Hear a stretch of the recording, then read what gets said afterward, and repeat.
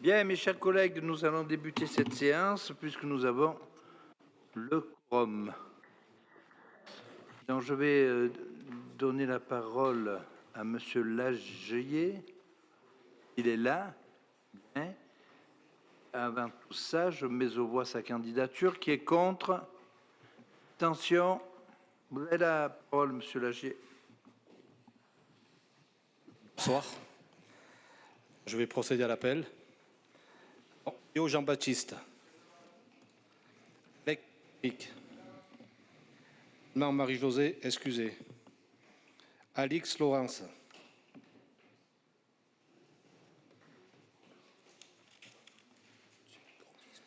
Arnaud Jean-Michel. Asso Catherine, excusez, donne pouvoir à Madame Bouchardy. Juste Cédric. Pouvoir Madame. Excusez-moi. Voilà, merci. H. Serge. Ner Françoise. Boivin Loïc. Pouvoir à Monsieur Chevanier. Bonardel Guy. Bordiga Gérard.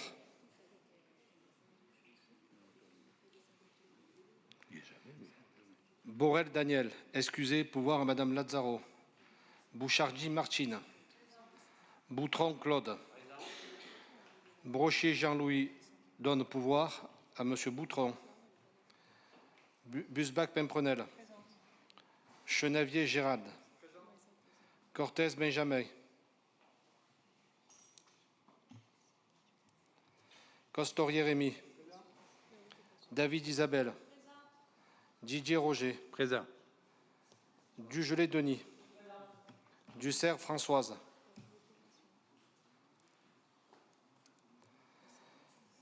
Héro Yagouz Zoubida. Forest Solène. Pouvoir à Monsieur Philippe. Gaillard Mélodie.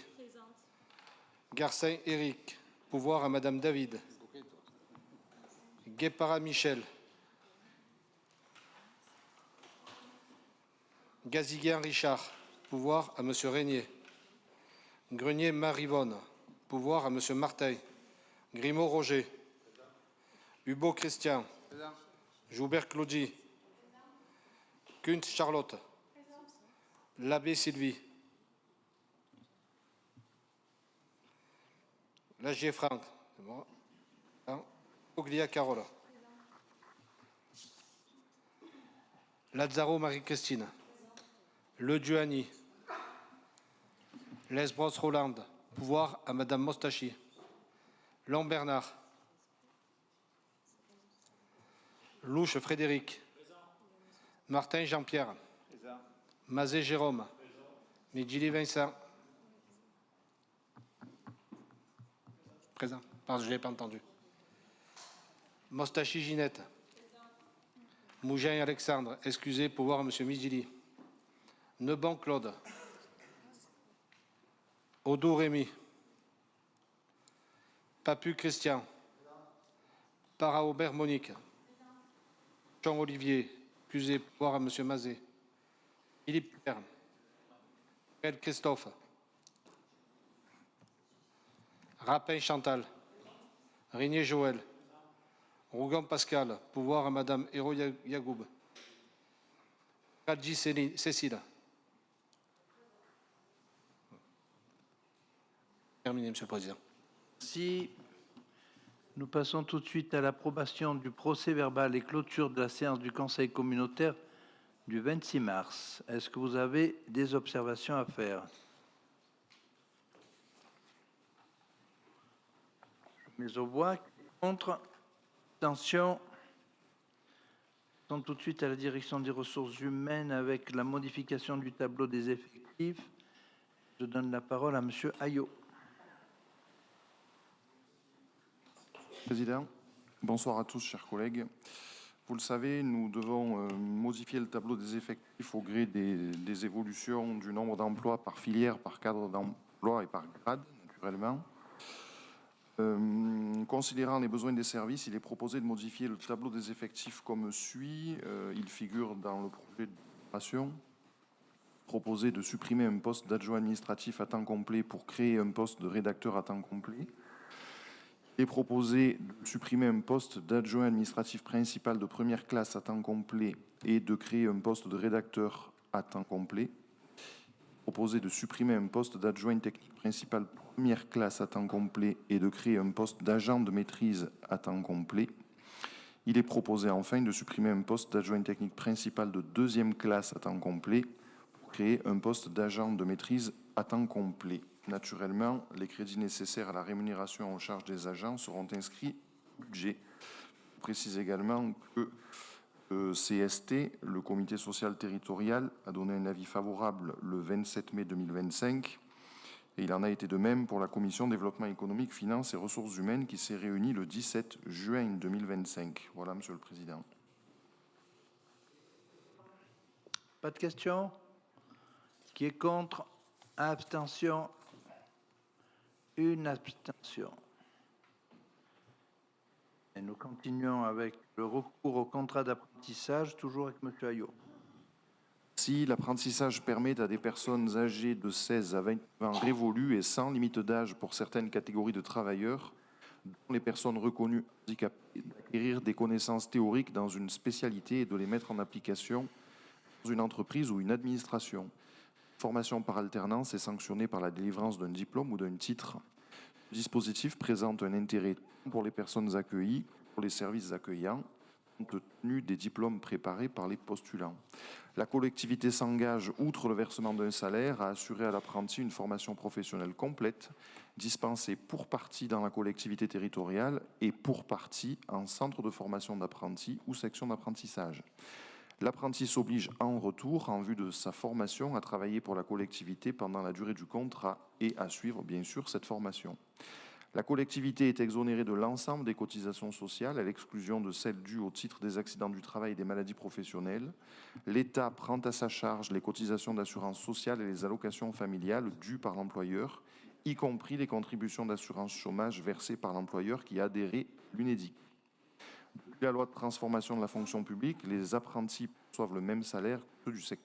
Le taux de rémunération est joint à la délibération.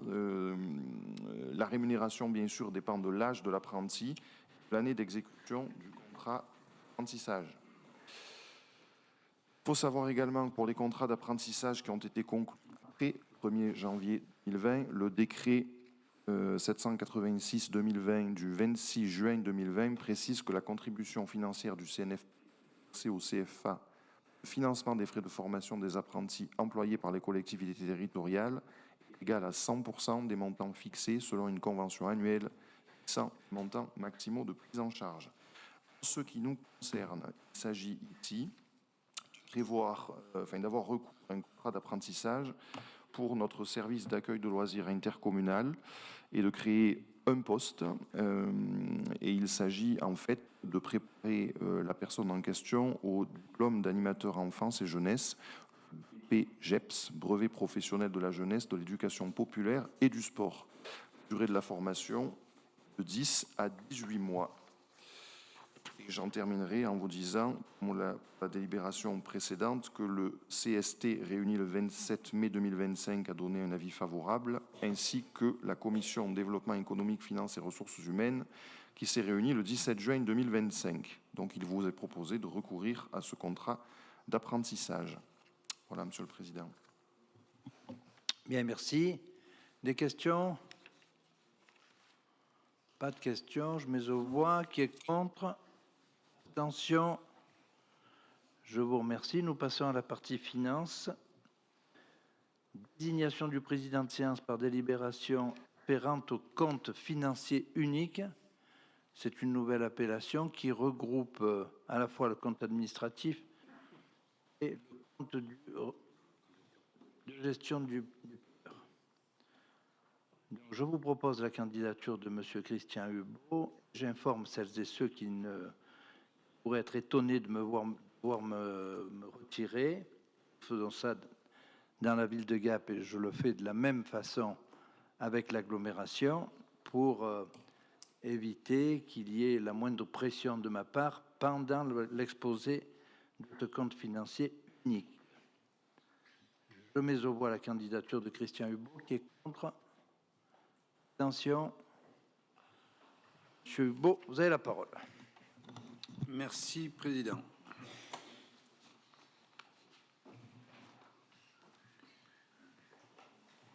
Bien, nous allons passer donc en revue les résultats 2024 de ce compte financier unique.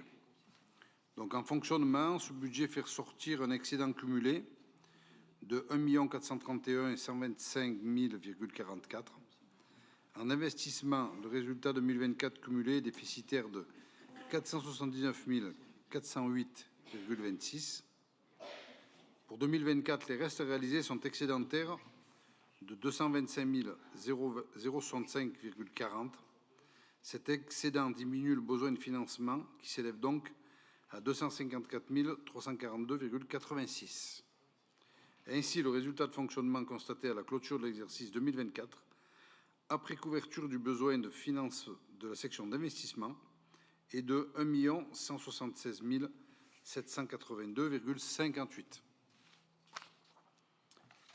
L'évolution des dépenses et recettes réelles de fonctionnement, vous l'avez au tableau.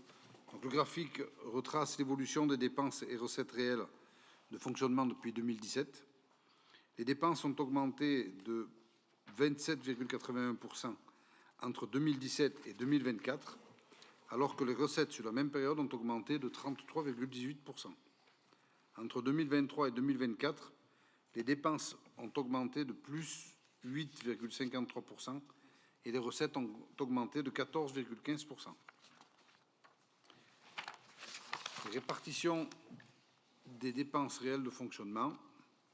Le graphique qui vous est présenté fait apparaître que la part la plus importante de nos dépenses de fonctionnement concentre les charges à caractère général à hauteur de 35,90%. Ensuite, les atténuations de produits représentent 34,80%.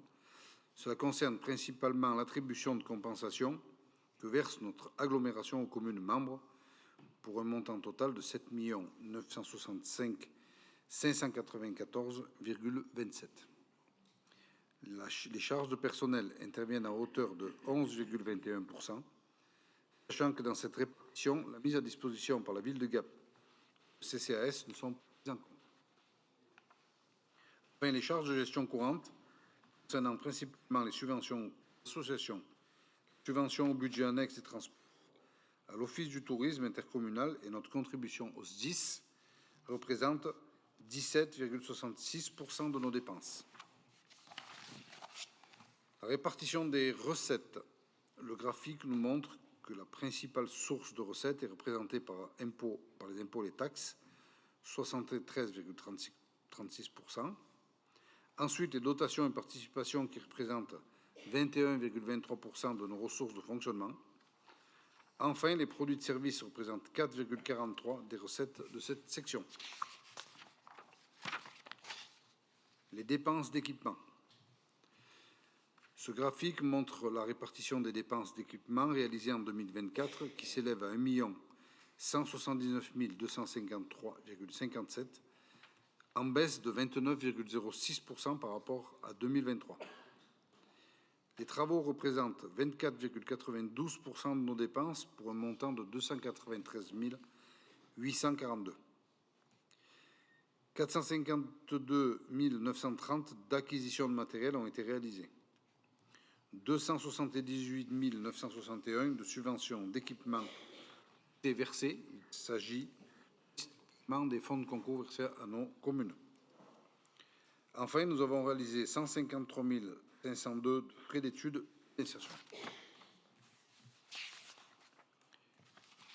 Les budgets annexes. Celui de l'assainissement. En fonctionnement, ce budget fait ressortir un excédent cumulé de 1 307 126,81. En investissement, le résultat 2024 cumulé est excédentaire de 304 426,69. Pour 2024, les restes réalisés sont déficitaires de 1 061. Non, pardon. Oui, 61 et 100, là, il y a un truc qui ne va pas là. 10,36,36, il y a un chiffre de trop. Ce déficit génère un besoin de financement qui s'élève donc à 756 679,67.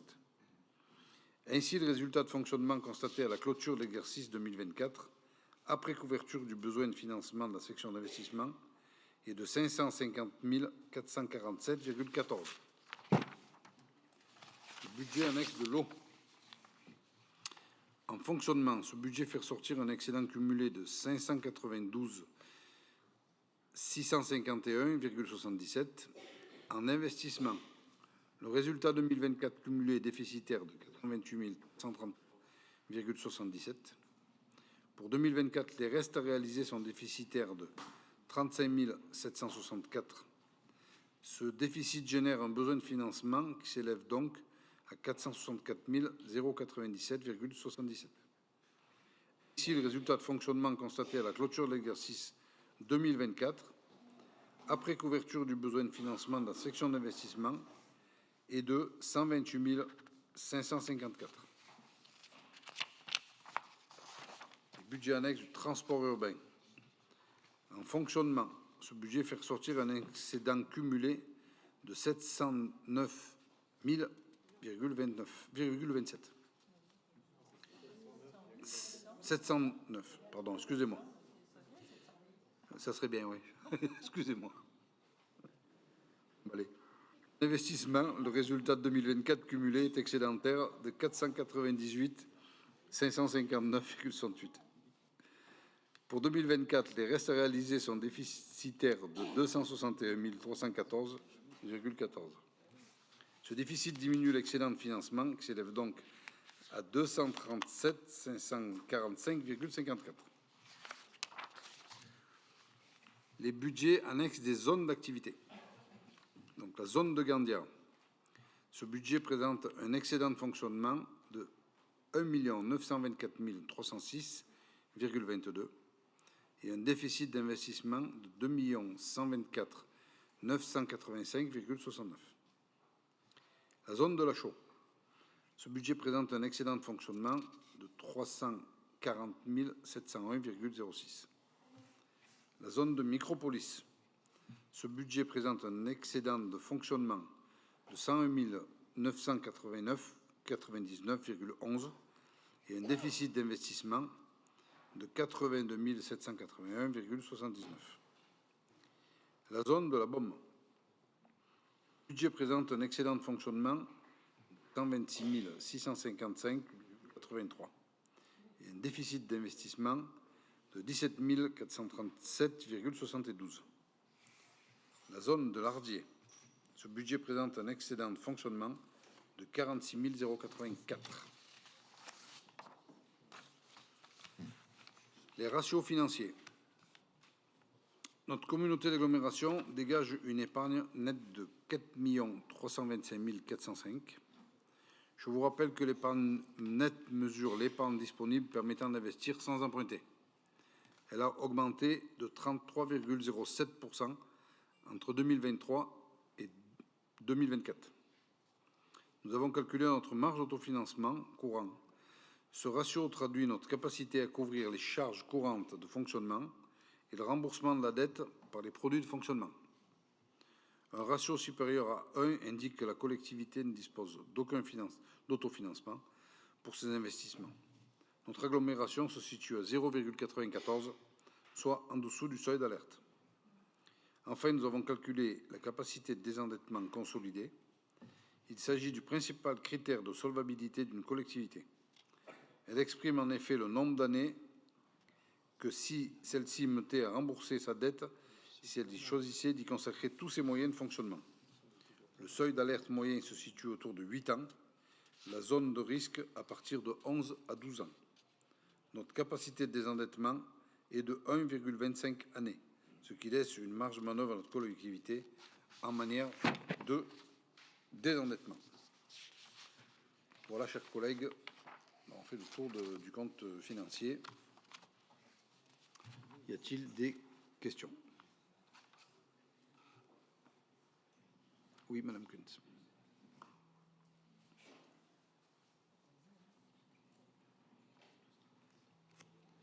Ah. Comment il marche là? Viens me le mettre. Voilà, c'est bon. Ça y est. Vas-y. Bonsoir. Oui, en fait, je voulais votre avis sur un sujet, notamment au niveau du budget de fonctionnement. Parce que quand on regarde les chiffres et qu'on fait un peu d'historique de ce qui s'est passé tout au cours du mandat, on constate quand même qu'on a une externalisation très forte des services. C'est quand même quelque chose qui devient de plus en plus important et clair dans le budget de fonctionnement de l'agglo. Si on prend par exemple les charges à caractère général qui sont de 8,7 millions, on voit qu'il y a près de 5,7 millions qui sont consacrés à des prestations de services, des prestations extérieures. Ça fait quand même 65% de nos charges à caractère général qui sont externalisées. Donc j'avais un petit peu envie d'avoir votre avis là-dessus, surtout quand on compare avec les charges de personnel de l'agglo, où on a des charges de personnel qui sont de 2,7 millions. En fait, c'est comme si on avait 1 euro pour nos services et qu'on donnait 2 euros pour des prestations extérieures. On a un ratio qui est quand même très conséquent et qui du coup interroge, c'est pour ça que je voulais un peu votre avis, ça interroge sur notre maîtrise de nos services et indirectement de nos compétences, que ce soit en termes de transport urbain, d'eau, de mobilité, ça je l'ai déjà dit, d'assainissement. Et puis ça interroge aussi sur l'expertise interne qu'on peut avoir.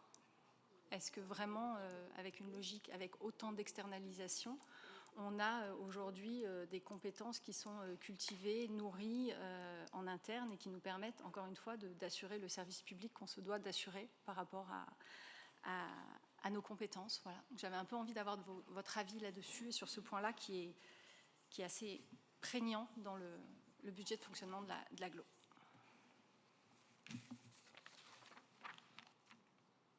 Je ne sais pas comment tu le vois. Je vais laisser répondre la directrice des finances, mais je pense qu'au niveau des compétences, n'ayez crainte, elles sont assumées pleinement et correctement au sein de l'agglo. Madame Masson. La question, elle n'est pas sur le fait qu'elles sont. La question, elle n'est pas vraiment sur le fait qu'elles sont assurées ou pas aujourd'hui. La question, elle est vraiment d'une part sur le fait qu'on soumet une grande partie de nos compétences à des logiques qu'on pourrait qualifier de marchandes, qu'on va être soumis et confronté à chaque fois à des appels d'offres et donc au prix du marché. Elle est vraiment orientée dans ce sens-là, sur cette inquiétude-là, pas sur le service aujourd'hui, mais sur cette logique qui s'est enclenchée. Madame Masson. En fait, je vais juste, si vous me permettez, prendre la parole pour répondre un petit peu. Donc, c'est pas une réponse politique, mais une réponse administrative. En fait, la grosse partie de la dépense en prestations, c'est effectivement ce qui concerne la gestion des déchets et le traitement par la société Veolia. Donc ça, c'est le gros volume. Et dans la masse salariale que vous avez là, c'est uniquement la masse salariale des gens qui sont salariés agglomération. Ça ne tient pas en compte la charge de mutualisation, c'est-à-dire les services mutualisés entre la ville et l'agglomération, qui représentent à peu près 1 800 000 euros de salaire et qui sont dans les charges à caractère général. Voilà, donc c'est pour ça que cette masse-là est importante par rapport à une masse habituelle. Elle n'apparaît pas dans la partie salaire, mais dans la partie charge à caractère général. C'est la charge de mutualisation que l'agglo paye, notamment à la ville de Gap.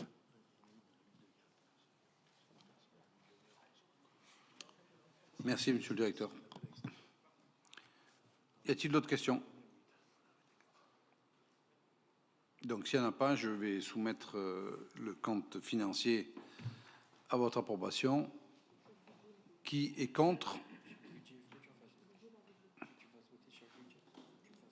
Chaque budget. Je vais voter chaque budget.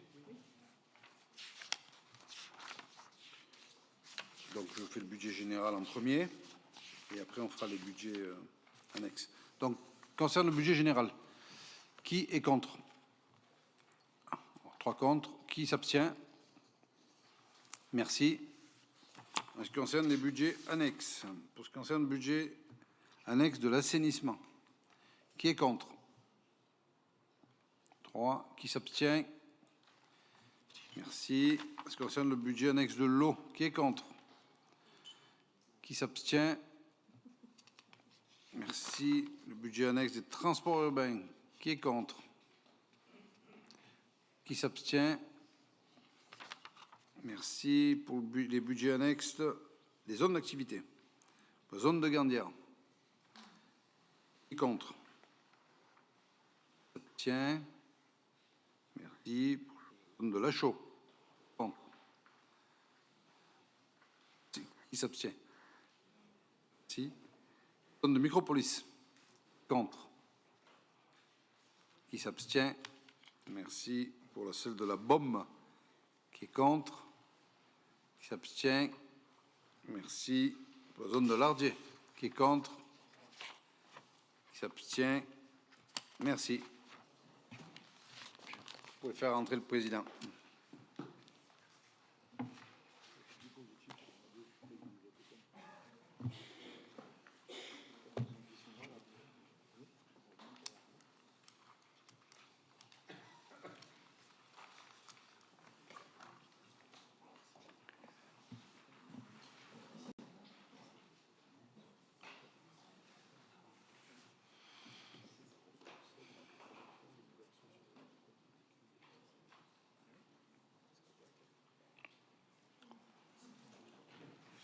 Monsieur le Président, les budgets, le budget général et les budgets annexes ont été votés à la majorité. Je vous passe la parole. Bien, je vous remercie, monsieur. Nous passons tout de suite au budget supplémentaire. Ce budget supplémentaire en matière de budget général compte une section de fonctionnement d'un petit peu plus de 2 millions d'euros. Recettes, nous intégrons les montants notifiés en termes de fiscalité. Nous étions un petit peu optimistes.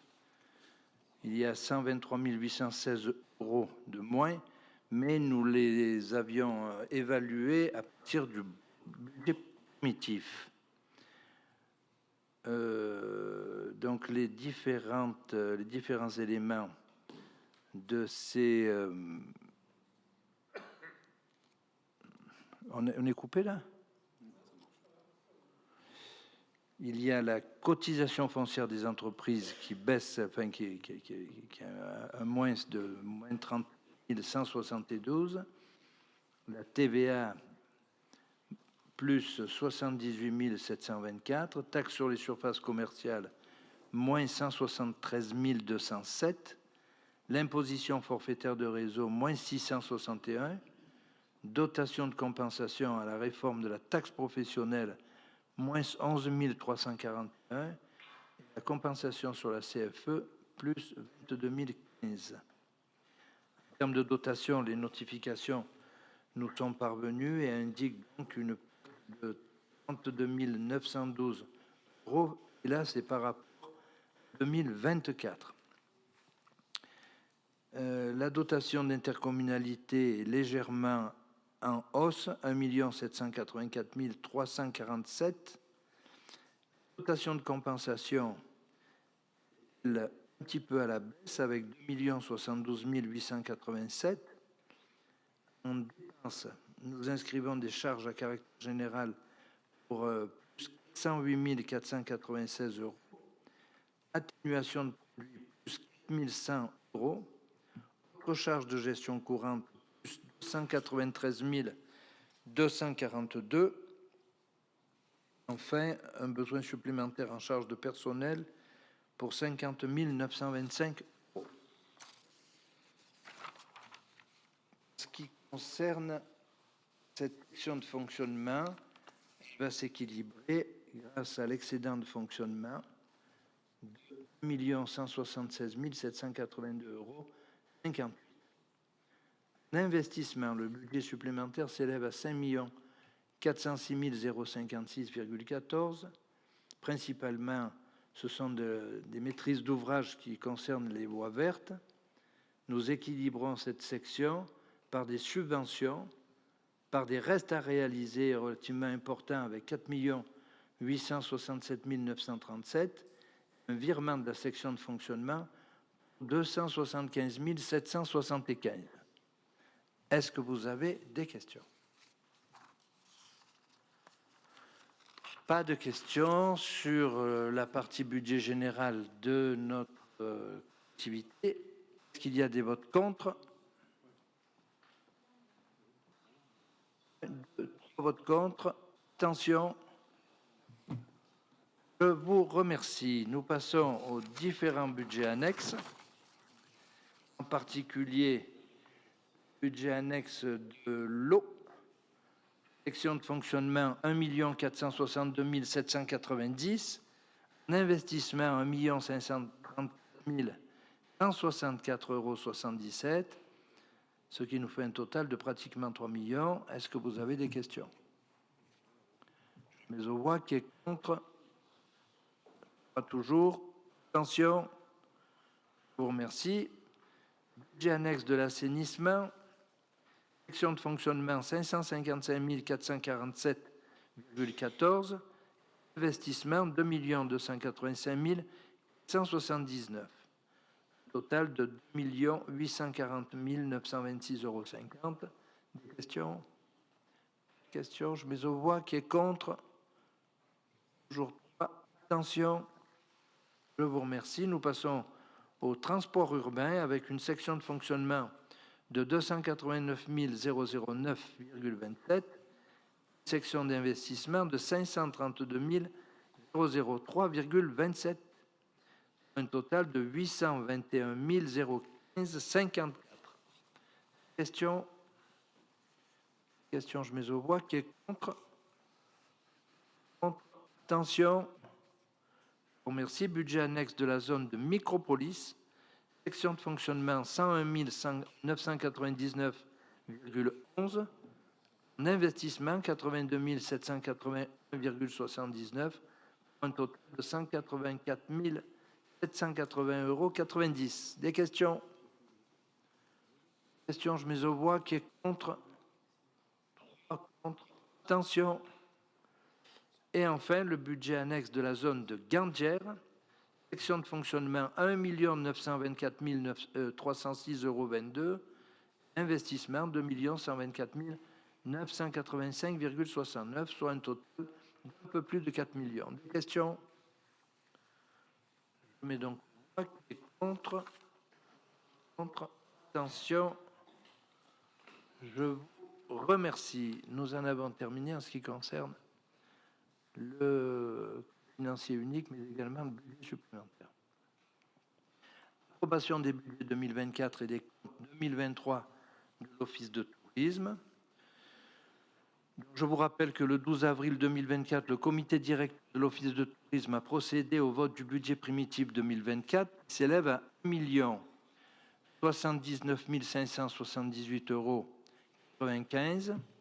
Il y a eu ensuite 2 DM, une DM1 et une DM2, bien évidemment, avec des montants pour la DM1 de 53 680 et pour la DM2 de 8 834. En ce qui concerne le budget des comptes 2024, il s'agit d'un budget d'un montant positif de 27 000 en investissement, 773,96 € et fonctionnement 23 000 négatif, 698,23 €. Ce que je vous propose, c'est d'approuver le budget primitif 2024 et les décisions modificatives numéro 1 et 2 2024 et le compte administratif 2023 de l'Office de tourisme et en prendre acte. En théorie, on ne vote pas, mais nous, ici, on fait voter. Est-ce qu'il y a des questions? Je mets aux voix pour prendre acte. Qui est contre? Abstention? Allez-y, relevez les mains, les abstentions. 3 abstentions. Je vous remercie. Nous passons à des clôtures de budget annexes de zones d'activité. Il s'agit de la zone d'activité de la BOM. Compte tenu de l'aménagement complet et de la vente de l'ensemble des lots situés sur la zone d'activité de la BOM et à la demande de la trésorerie, il est proposé de clôturer le budget annexe correspondant. Il s'agit donc de celui de la zone d'activité de la BOM. Je mets aux voix si vous n'avez pas de questions. Qui est contre? Abstention? Abstention? Relevez un peu les mains, s'il vous plaît, mesdames. 2 abstentions. Clôture du budget annexe de la zone d'activité de l'Achaux. s'agit de clôturer le budget annexe de la zone d'activité de la Chaux et cela est demandé par la trésorerie également. Est-ce qu'il y a des questions? Je mets aux voix qui est contre, abstention, 2 abstentions. Nous passons à la clôture du budget annexe de la zone d'activité de l'Ardier. Zone d'activité de l'Ardier, tout a été vendu, l'aménagement est complet. De la même façon que les 2 délibérations précédentes, je mets aux voix s'il n'y a pas de questions. Qui est contre, abstention. Je vous remercie. Nous passons aux subventions. Subventions à diverses associations dans le domaine environnemental avec une attribution de subventions à l'Amicale des baliseurs et randonneurs du Gap-Pensé qui joue un rôle important pour tout ce qui touche à la pratique de la randonnée et au balisage des sentiers. Nous attribuons une subvention de 900 €. Est-ce qu'il y a des observations? Je rappelle à celles et ceux qui pourraient être éventuellement membres du bureau de ces associations de bien vouloir sortir au moment du vote. Pas d'observation, je mets aux voix qui est contre, abstention. Je vous remercie. Nous passons au domaine social, subvention. Subvention à l'association du personnel, association intitulée GAP en C. Il s'agit de créer des liens entre les agents intercommunaux par le biais d'activités diverses. Et je vous propose de verser une subvention de 1 096 €. Est-ce que vous avez des questions? Pas de questions, je mets aux voix qui est contre, abstention. Je vous remercie. Nous passons au versement de fonds de concours aux communes membres et nous commençons par la lettre V, c'est-à-dire Vitrolles. Et je donne la parole tout de suite à Madame le maire de Vitrolles pour nous expliquer un petit peu qu'en est-il de ces investissements. Bonsoir Président, bonsoir chers collègues. Tout simplement, nos défibrillateurs étaient en très mauvais état et donc on a décidé de les changer, donc 2 défibrillateurs, et la mise en place d'un traitement, de la désinfection de l'eau sur un de nos réservoirs par traitement ultraviolet. Voilà, pour éviter un petit peu des analyses qui sont plus ou moins bonnes. J'espère que ça va nous conforter dans notre choix. Voilà, Bien. Président. Merci beaucoup, Madame. Est-ce qu'il y a des questions? Nous passons à la commune d'Esparron, Monsieur le maire. Bonsoir, Monsieur le Président. Bonsoir, chers collègues. Donc, sur Esparron, c'est des travaux de voirie. Donc, on a un chemin qui, toutes les années, et pendant les pluies diluviennes qu'il a fait ces temps-ci et même avant, on n'arrive pas à le tenir et on dépensait trop d'argent. Donc, on a essayé de résoudre le problème en faisant des fossés et en busant comme il faut cette voirie pour être tranquille à l'avenir. Voilà. Merci. Parfait. Nous passons à Châteauvieux avec une explication, Monsieur le maire, s'il vous plaît, concernant un report, une modification de subvention. Merci, Monsieur le Président. Il s'agissait au départ de remplacer le camion communal. En fait, nous avons changé d'optique. Nous reportons cette subvention qui date d'il y a quasiment 2 ans. Elle avait été votée fin 2023 sur la réfection du pont de Vignelongue, un petit pont sous une voie communale en plein cœur du village de Châteauvieux. Pour 11 519,42 € et le fonds de concours 2025, lui, 11 644,99 € vient donner un petit coup de pouce à la commune sur une grosse opération que nous menons en limite de la commune de Tallard, sur la route de Tallard, RD 45, avec création de trottoirs, sécurisation, etc. Voilà. Parfait. Des questions? Nous passons maintenant à la commune de Lettré. Je crois que le maire de Lettré est là, est arrivé. Monsieur le maire. Merci Monsieur le Président. Il s'agit de la restauration du pont des Genestiers qui rejoint le chemin de Genestier à la route de la Luye, qui était suite à l'évaluation du CEREMA classé catégorie 4 sur 4. Donc, qui a bénéficié d'une subvention de 50 000 euros du CEREMA, 30 000 euros de DETR.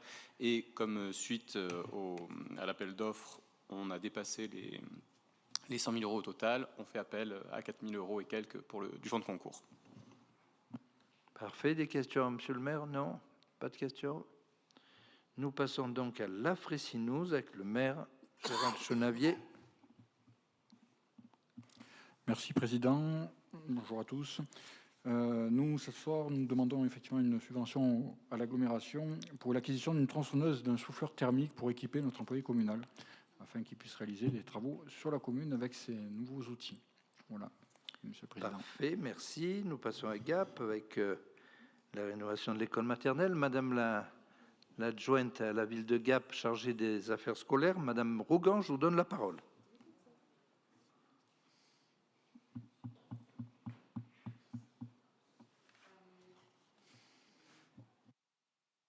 C'est bon ? Merci Monsieur le Président. Donc nous poursuivons notre programme de rénovation des travaux des écoles qui concernait essentiellement sur l'enveloppe et tout ce qui est économie d'énergie. Et donc il est demandé un concours de 96 913,25 pour la rénovation de l'école maternelle du Rochasson. Voilà. Nous avons également une aide du conseil départemental que je remercie pour 120 484,50 € et du conseil régional Provence-Alpes-Côte d'Azur pour 51 230,15 €. Est-ce qu'il y a des questions? Nous continuons et nous en terminons. Et je vous propose de voter et d'approuver le versement des fonds de concours que nous avons évoqués avec les différents maires et élus de nos collectivités. Est-ce qu'il y a des observations? Je mets aux voix. Qui est contre? Abstention? Je vous remercie. Nous passons aux affaires juridiques avec l'approbation d'un contrat copie interne professionnelle d'œuvres protégées. Alors c'est toute une histoire ça, puisque chaque fois que nous photographions, que nous polycopions des œuvres existantes, nous devons reverser, un petit peu comme on le fait pour la SACEM, des fonds. Et pour ces fonds, eh bien, il s'agit, en fonction du nombre d'agents, pour notre collectivité, de 2 500 € hors taxe. C'est quelque chose de récent et je suppose que vous devez également l'appliquer dans certaines de vos collectivités. Voilà, 2 500 € hors taxe. Pas de questions? Je mets aux voix. Qui est contre? Abstention? Cohésion sociale et urbaine. Nous passons à l'avenant numéro 2 à la Convention territoriale globale 2021-2025 avec la Caisse commune de sécurité sociale et Madame Joubert. Alors, pour mémoire, la signature de la Convention territoriale globale avec la Caisse de sécurité sociale a été approuvée lors du Conseil communautaire du 16 décembre 2021. Alors, cette convention concerne la ville de Gap, le CCAS de la ville de Gap, la ville de Tallard et la communauté d'agglomération Gap-Tallard-Durance, et a pour objectif de poursuivre et développer des actions pertinentes en faveur des allocataires des territoires concernés, en tenant compte des compétences de chaque partenaire. Ces domaines sont la petite enfance, la jeunesse, la parentalité, l'animation de la vie sociale et l'accès aux droits. Pour rappel également, l'avenant numéro 1 avait été signé à cette convention, a été approuvé lors du Conseil communautaire de 2022, octobre 2022. Et la Caisse commune de sécurité sociale propose un avenant numéro 2 à cette convention qui va permettre de répondre à 2 objectifs. Formaliser un schéma pluriannuel de maintien et de développement de l'offre d'accueil du jeune enfant, tel que prévu par le service public de la petite enfance, pour les communes de plus de 10 000 habitants. en veillant bien sûr à développer une offre d'accueil accessible et de qualité, adaptée aux besoins de la population, soutenir le retour à l'emploi des parents et promouvoir également l'inclusion sociale. Deuxième objectif, permettre le bénéfice du bonus trajectoire de développement. Il est proposé, donc sur avis favorable des commissions concernées réunies le 17 juin, d'approuver cet avenant et d'autoriser Monsieur le Président ou son représentant à prendre toutes les décisions et à signer cet avenant. Voilà, Président. Merci. Des questions? Je mets aux voix. Qui est contre? Abstention? Je vous remercie. Nous passons à la convention de transfert de maîtrise d'ouvrage entre la communauté d'agglomération et le département des Hautes-Alpes sur la commune de Jarjaille. Monsieur Martin. Merci, Monsieur le Président, et bonsoir à tous. Voilà, le département a prévu d'aménager un giratoire qui est tout particulièrement accidentogène à l'intersection de la RD 942 et de la 900B sur la commune de Jarjaille, se trouve à côté du marché paysan. Et dans le cadre de cette opération, il est nécessaire de procéder au dévoiement d'une canalisation d'eau potable.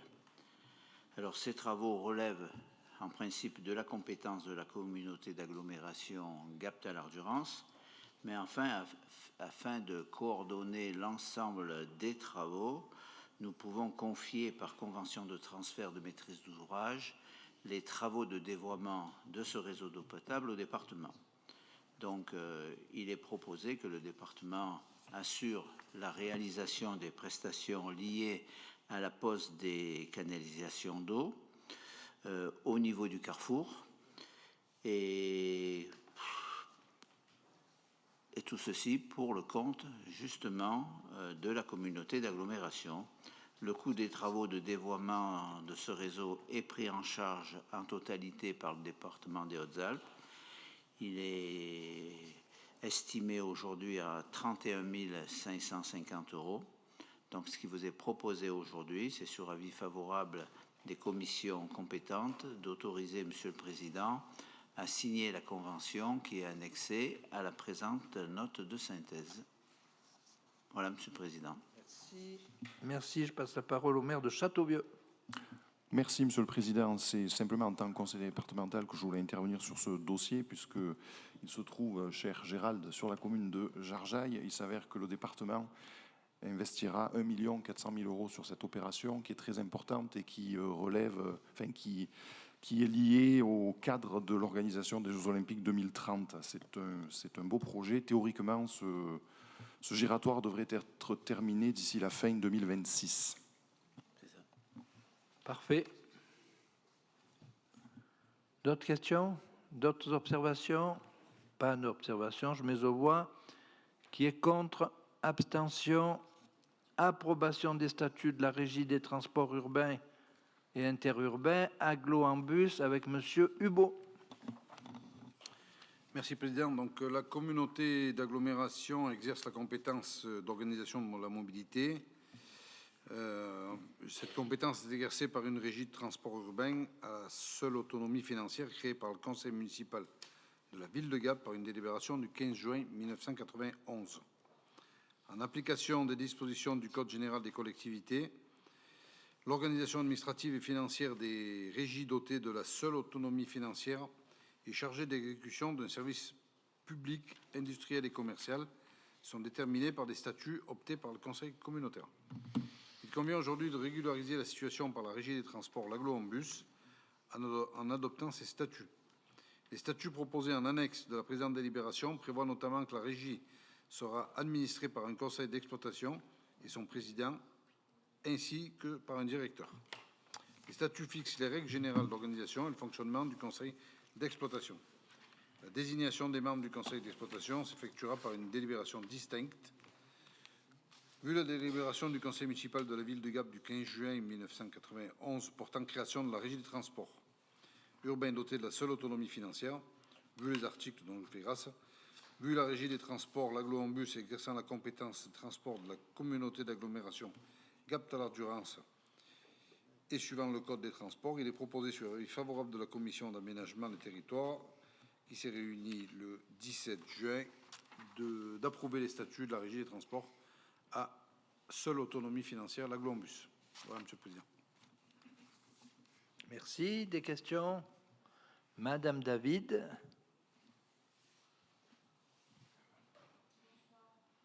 Juste une question sur donc ces statuts. À la page 1, dans l'article 2, objet, la régie assure les fonctions suivantes. Il y a deux premiers items. L'exploitation directe de certaines lignes du réseau. Jusqu'ici, tout va bien. Et l'affrètement des autres lignes du réseau à des prestataires privés au travers de marchés publics. Donc, j'ai une question. Est-ce que cette clause existait dans les statuts précédents? Est-ce qu'il y avait des statuts précédents et est-ce que cette clause existait? Et ensuite, je voudrais savoir, du coup, où est-ce qu'on en est par rapport aux appels d'offres. Il me semble que vous aviez lancé des appels d'offres le jeudi, enfin au mois de mars. Où est-ce qu'on en est sur ces appels d'offres? Donc, deux questions. Oui. Premièrement, donc, la première question que vous avez posée, évidemment que c'est déjà en vigueur, puisque sinon on ne pourrait pas faire les appels d'offres. D'accord.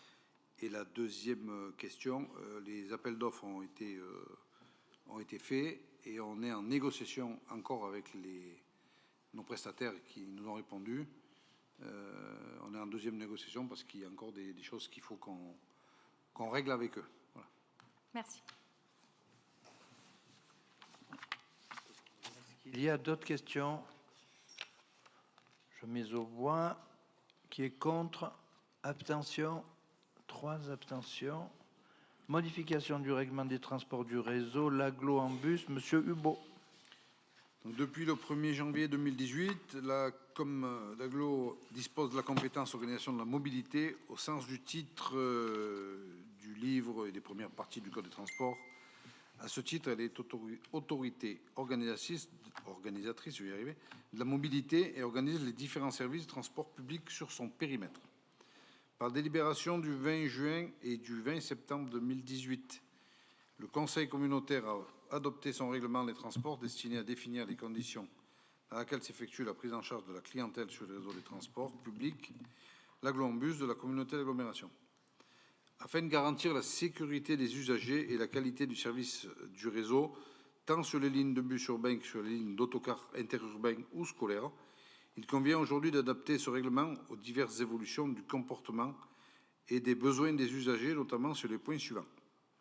Les règles d'admission à bord du véhicule, l'obligation des représentants légaux et des mineurs, les dispositions spécifiques prévues par les communes pour les transports scolaires, l'accessibilité aux personnes à mobilité réduite, les transports d'objets ou d'animaux, la vidéoprotection, discipline et sanctions, le remboursement d'abonnement de la région pour certains élèves. Il est proposé sur avis favorable de la Commission qui s'est réunie le 17 juin d'approuver le règlement de transport modifié, d'autoriser Monsieur le Président à signer le règlement des transports de la communauté d'agglo ainsi que de compléter et tel qu'annexé à la présente avec effet d'application au 1er septembre 2025. Voilà. Les questions? Madame Busbach. Bonsoir. Sur ce règlement, en page 4, concernant les personnes à mobilité réduite, il me semble que leurs droits ne sont pas respectés. Dans cet article-là, le chapitre 5, les conditions spécifiques relatives aux utilisateurs de fauteuils roulants, vous dites que pour des raisons tenant à la sécurité des opérations d'accès à l'autobus par les utilisateurs de fauteuils roulants, le conducteur n'est autorisé à actionner la rampe que dans l'hypothèse où l'arrêt de bus a été aménagé et que dans les emplacements réservés qu'il ne soit pas déjà occupé. À défaut, l'accès à l'autobus n'est pas autorisé. La loi de 2015, elle oblige les collectivités à rendre accessibles les services et les transports aux personnes à mobilité réduite, aux personnes en situation de handicap. Donc, et bien sûr, si les conditions d'accès sont trop compliquées pour la collectivité, on peut s'imaginer pour certaines petites collectivités, ça peut être compliqué à mettre en place. Je ne sais pas si on est si petit, si on a si peu de moyens, et puis on est quand même 10 ans après la promulgation de cette loi. En tout cas, cette loi, elle précise aussi que, à défaut d'accessibilité, la collectivité doit mettre en place des services de substitution pour pallier aux aménagements non réalisés.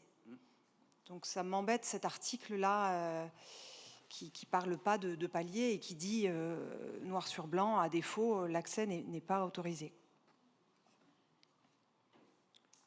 Bien, je vais demander à Madame Rapin de bien vouloir répondre, s'il vous plaît.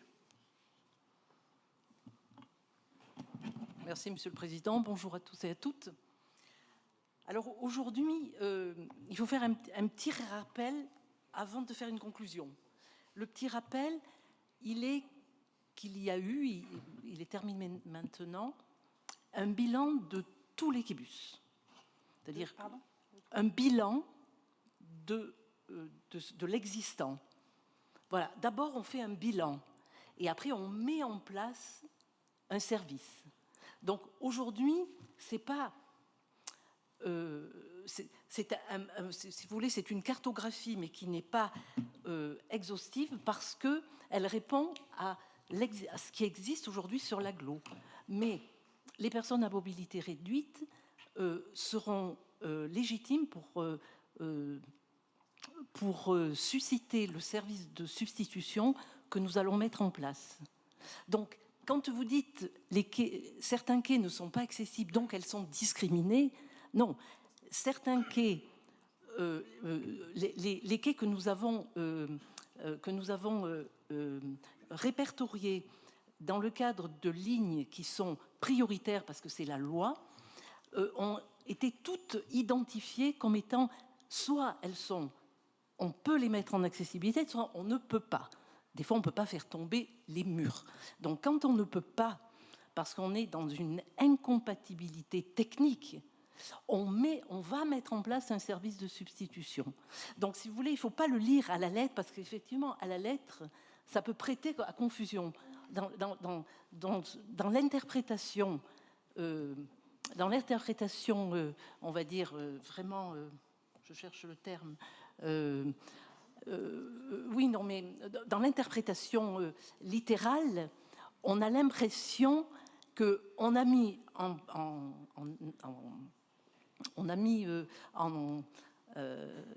conformité les québus qui nous intéressaient. Or, c'est pas ça. On a mis en conformité les québus que l'on pouvait mettre en conformité. Il y en a aujourd'hui 80%. Et donc, ces 20% que l'on n'a pas pu mettre en accessibilité, on va pallier et on va mettre en place un service de substitution pour ces personnes qui ne pourraient pas prétendre parce que techniquement, c'est pas possible. Est-ce que vous y voyez plus clair? Oui, là, vous me donnez des renseignements sur les travaux, sur ce que vous êtes en train de mettre en place. D'ailleurs, je retrouve plus spécialement l'article de loi, mais normalement, il faut de l'information, d'ailleurs, sur les travaux d'accessibilité. Bien sûr, il faut de l'information. Il faut des publications, notamment sur le site de l'agglo. Oui, et elles n'y sont pas. Elles n'y sont pas parce que le service de substitution va démarrer. Non, sur les travaux d'accessibilité. Ah, mais non, non, loi ne dit pas ça. Non. Loi ne dit pas sur vos fascicules, sur vos dépliants, il faut mettre en place, il faut donner l'information. L'information, on l'a donnée tout au long de ces 10 années par des commissions, c'est-à-dire article L100, 1112. Enfin, moi ça, c'est pour à l'issue de chaque période, un bilan des travaux d'accessibilité effectué est transmis à l'autorité administrative compétente et est porté à la connaissance du public sur le site internet de l'autorité administrative organisatrice jusqu'à la fin de mise en œuvre de la programmation. Donc il faut Nos services sont tout à fait en capacité de répondre à la demande des usagers qui se demandent si ils ont la possibilité c'est pas ça, mettre à l'accès au public. C'est pas le public qui doit venir chercher l'information. Il faut qu'il y ait... Non, vous n'avez pas compris ce que je veux dire. si vous voulez... Bon, ça, c'est non, une non. autre chose. Non, En tout non. cas, ce que vous m'avez répondu sur... ça- c'est des informations qui sont importantes. Oui, tout à fait. Mais bien là, sûr. moi, je vous parle... Là, on est en train de voter le règlement. Dans le règlement, on ne parle pas, par exemple, de ces substitutions. On parle du fait que s'il n'y a pas de place disponible pour une personne à mobilité réduite, elle ne pourra pas, dont acte, elle ne pourra pas monter dans le bus. Comme tout citoyen, quand le bus est plein et qu'il y a un danger à le remplir encore plus... Bah dans ces cas-là, on ne le met pas dans le chapitre personne à mobilité réduite. Là, je trouve que ça non, parce que pour non, moi, on a en le lisant, ça a un caractère un peu discriminatoire. Non, si vous voulez, on a des bus qui ne sont pas tous les mêmes. C'est-à-dire, il y en a qui ont 2 UFR, deux emplacements, il y en a qui n'en ont qu'un. Donc, on ne peut pas faire une généralisation sur des spécificités différentes. Sinon, on ment. C'est-à-dire que si on dit dans tous les bus, vous avez la possibilité de disposer de 2 emplacements et que la personne qui attend voit qu'il n'y en a qu'un, on répond pas, enfin, elle peut nous dire, mais vous nous avancez des choses qui sont fausses. Alors que quand on ne rentre pas dans le détail, on permet à la personne de se renseigner en amont, parce que ça nous arrive quand plusieurs personnes en fauteuil, et ça arrive rarement, mais ça peut arriver, 3-4 personnes veulent prendre un bus ensemble, elles s'informent en amont, elles savent, peuvent monter à si le bus a 2 emplacements, elles prennent des dispositions pour prendre le bus suivant, qui arrive un quart d'heure après. Elles peuvent planifier leur transport. Ouais, elles savent si le bus qui arrive, il a 2 places ou une place. Bien sûr, on a un service, des services qui répondent à leurs interrogations comme je vous le disais, dans le détail. Mais ces détails, on ne peut pas les mettre dans les annonces. Sinon, on va se perdre dans des détails qui font que les personnes ne vont plus savoir ce à quoi elles ont droit. Donc, il y a beaucoup d'interrogations en amont. Il y a de nombreuses personnes qui, justement, pour être sûres, surtout quand elles ont des rendez-vous médicaux, pour être sûres qu'elles vont pouvoir bénéficier d'une prestation adaptée, c'est-à-dire qu'elles vont pouvoir prendre le bus en toute sérénité, tranquillité, sécurité, elles interrogent nos services en amont. Est-ce que j'ai un peu éclairci Il y a un numéro de téléphone qui est facilement... Ah oui, le service de transport, et je peux vous dire qu'ils sont réactifs. Hein, parce que c'est vrai que c'est pas très simple, quoi. Mais c'est pas simple, j'ai pas dit que c'était simple. J'ai dit que on a répondu démocratiquement à une population, et je me suis astreint à faire des commissions communales d'accessibilité depuis 10 ans, parce que c'était pas nous qui imposions en fonction d'une loi qui avait été votée, mais c'était en fonction du besoin du terrain qu'on s'adaptait à la loi. Donc il y a un petit curseur là qui est pas tout à fait le même. Bien, je vous remercie, mesdames. Madame David. Oui, je suis un peu désolée de revenir sur cette question, mais qui est quand même relativement importante. Je crois que ce que je comprends de ce que Madame Husbach essayait de dire, et auquel vous avez tenté de répondre d'une manière plus ou moins claire, c'est que vous nous faites voter un texte qui ne correspond pas à la réalité de ce qui va être fait, hypothétiquement peut-être, dans un avenir proche, c'est-à-dire un service de substitution. Donc pourquoi ne pas avoir modifié le texte et le faire écrire, et l'écrire tel que ce que vous nous faites voter ce soir, pour que ce soit conforme à la réalité de ce que vous avez l'intention de faire. Sinon, permettez-nous de douter de votre intention. Ceci étant, rien contre vous, bien sûr. Ensuite, une autre remarque, pour être usagère des bus, effectivement, la flotte de bus pose question. La vétusté, les pannes, les difficultés sur certaines lignes qui sont récurrentes, et les exemples de problèmes techniques. Donc, pas plus tard que la semaine dernière, une personne à mobilité réduite qui a eu la porte qui s'est refermée sur elle parce que le système d'ouverture-fermeture était en panne et que le chauffeur ne pouvait pas bloquer la porte pour qu'elle ait le temps de descendre. Donc quand même, dans cette agglomération, on a un problème avec les lignes de bus qui, contrairement à ce que vous avez essayé de démontrer, ne sont pas réellement adaptées aux besoins de la population. Bien, on en reste là pour ce soir. Est-ce qu'il y a d'autres observations? Je mets aux voix cette délibération. Qui est contre? Une voix contre. Mais alors levez-les quand on vous sollicite, mesdames. 2 voix contre.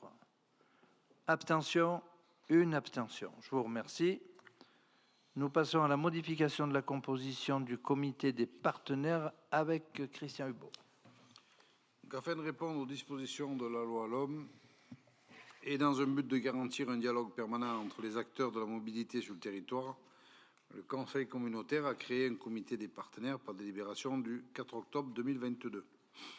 La composition de ce comité a été définie sur la base de 4 collèges: élus, employeurs, habitants et usagers, autres partenaires et acteurs institutionnels. Il était prévu que le comité soit consulté à l'occasion de l'évaluation de la politique de mobilité de la collectivité et sur tout projet de mobilité structurant et avant toute instauration et évolution du taux de versement destiné au financement des services de mobilité et avant l'adoption de documents de planification. Or, les articles 2 et 8 de la loi du 27 décembre 2023 relative aux services express régionaux métropolitains et la loi de finances pour 2025 sont venus modifier les dispositions de l'article L. 1231-5 du Code des transports relative à la composition et aux modalités de fonctionnement du comité des partenaires. Ainsi, le comité des partenaires est dorénavant élargi dans sa composition et doit comprendre notamment des représentants des organisations professionnelles d'employeurs, des représentants des organisations syndicales de salariés, des représentants des associations présentes sur le territoire, notamment des associations d'usagers ou d'habitants, et des habitants tirés au sort. Les représentants des employeurs devant disposer d'au moins 50% des sièges du comité. En outre, si auparavant le comité était consulté une fois par an, aujourd'hui, il doit être saisi pour avis au moins une fois par semestre sur les sujets suivants: niveau de l'offre de mobilité en place, renforcement de l'offre et développement des offres nouvelles, taux de couverture des dépenses d'exploitation des services de mobilité par la recette tarifaire, niveau de contribution financière des employeurs dans le cadre du versement mobilité, qualité des services et information des usagers mis en place. Le comité doit également être consulté à l'occasion d'évaluation de la politique de mobilité de la communauté d'agglo et sur tout projet de mobilité structurant. Être saisi pour avis avant toute instauration, évolution ou modulation du taux de versement de mobilité. Être consulté avant l'adoption du plan de mobilité de la communauté d'agglo. Décision. Donc, au vu de la loi, il est proposé, sur avis de la commission d'aménagement en date du 17 juin, d'approuver la modification du comité des partenaires de la communauté d'agglo, ainsi que sa composition et ses modalités de fonctionnement telles qu'elles présentées ci-dessus, de modifier en conséquence le règlement intérieur tel qu'annexé à la présente délibération, dont l'annexe au règlement relatif à la composition du comité des partenaires, et d'autoriser le président à signer tous les documents et à intervenir dans le cadre de l'exécution de la présente délibération. Merci. Est-ce que vous avez des questions? Je mets aux voix. Qui est contre? Abstention? Je vous remercie. Nous passons à la modification des statuts pour l'exploitation du pôle d'échange multimodal. Toujours le même. Monsieur Hubot. En fait, là, c'est assez simple. Je vais peut-être faire grâce de la lecture de toute la délibération. Ouais. C'est qu'il faut valider la modification par rapport au pôle d'échange multimodal. Uniquement prendre en compte le périmètre de ce pôle d'échange afin de définir les voies suivantes et intégrant les trottoirs, mobilier urbain et avenue des Alpes, avenue de la Gare et place de la Gare. Voilà. Donc, il faut demander au préfet d'Hautes-Alpes, au préfet des Alpes d'Haute-Provence, bien vouloir arrêter une fois de la majorité qualifiée des communes atteintes. Donc, il faut qu'on saisisse les communes et d'autoriser le président, son représentant, à prendre les mesures nécessaires. Les questions? Qui est contre? Abstention? Nous passons maintenant au cadre de vie et à l'environnement. Adhésion au réseau Régal IM Provence-Alpes-Côte d'Azur. Monsieur Louche. Merci, Monsieur le Président. Donc déjà, je vais répondre à des questions qui m'ont été posées. La définition de Régalim, c'est réseau pour éviter le gaspillage alimentaire. Je vous donne la réponse. J'avais promis que je la donnais. Pour pouvoir mener depuis maintenant 2020, la loi GEC est en vigueur, lutte contre le gaspillage alimentaire, l'économie circulaire, et qui fixe des objectifs de réduction de 50% de ce gaspillage alimentaire par rapport au niveau de 2015, et cela d'ici 2030. Pour accompagner cette mise en œuvre au sein de la collectivité, conformément au contrat d'objectifs prévention, tri des déchets et économie circulaire signé avec la région en septembre 2023, la communauté d'agglomération s'était engagée à adhérer au réseau Régalim de la région Provence-Alpes-Côte d'Azur. La collectivité peut être partenaire de gros producteurs de biodéchets en les incitant dans la mise en œuvre d'actions luttant contre le gaspillage alimentaire. Concernés seraient les établissements scolaires, les établissements hospitaliers et bien d'autres. Et de manière plus élargie, les professionnels et les particuliers. Il s'agit d'un réseau pour le réseau Régalim. Il s'agit d'un réseau regroupant différents acteurs qui se mobilisent pour réduire le gaspillage alimentaire en région sud. À ce jour, le réseau compte 350 acteurs appartenant à tous les maillons de la chaîne alimentaire, collectivités, restauration privée, associations, milieux agricoles, aborder le sujet de la réduction du gaspillage alimentaire de façon transversale. Il est donc proposé d'adhérer au réseau Régalim qui permet à la collectivité de bénéficier de la capitalisation de retour d'expérience des acteurs en région, leur valorisation et leur diffusion, l'organisation de plans de rencontres et d'échanges entre porteurs de projets pour faciliter l'interconnaissance au sein du réseau et les échanges, un accompagnement lors des réunions d'interconnaissance ou de l'élaboration d'un plan d'action, un accès à des outils, plateformes collaboratives, réseaux sociaux, cartes d'acteurs, guides ou recueils de témoignages. L'adhésion au réseau Régalim PACA est gratuite.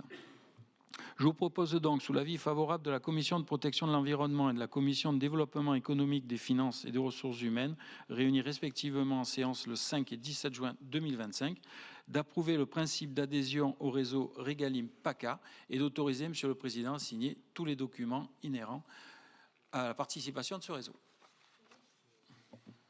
Alors pour ceux qui ont été très attentifs pendant la présentation de ce dossier, je vous pose la question, est-ce que vous avez des questions ? Pas de questions. Je mets aux voix. Qui est contre? Abstention. Je vous remercie. Deuxième présentation, signature d'un contrat relatif à la prise en charge des articles de bricolage et de jardin. Monsieur Louche. Alors, par délibération en date du 4 octobre 2022, Monsieur le Président a été autorisé à signer un contrat territorial pour la collecte des articles de bricolage et de jardin avec Écomobilier, appelé à présent Écomaison.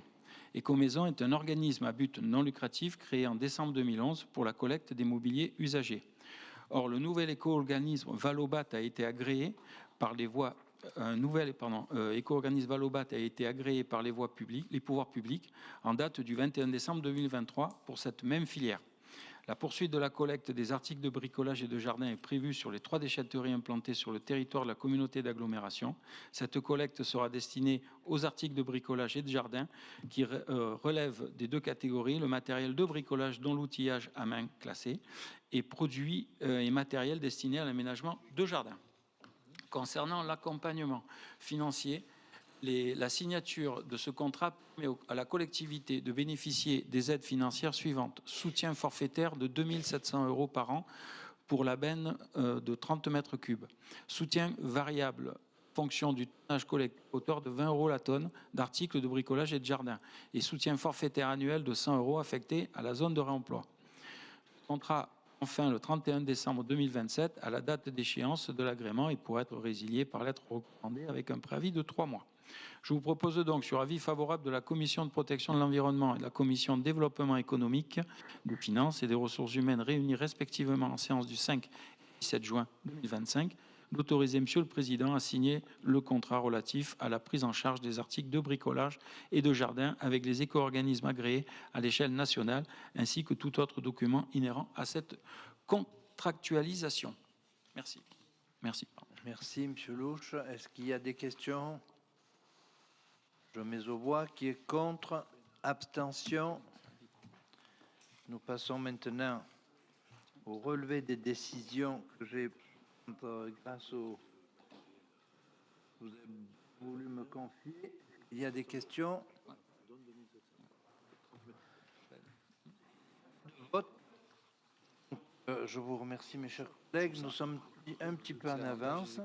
Ce n'est pas mal. Je vous souhaite un bon appétit. Je vous souhaite surtout, pour ceux qui en prendront, des vacances. Je vous rappelle que samedi prochain, le 28, la ville de Gap inaugure l'esplanade des Michel et que vous êtes bien évidemment les bienvenus pour prendre un petit bain de pied et vous brumiser sur l'esplanade. Bonne soirée et rendez-vous le 28 juin.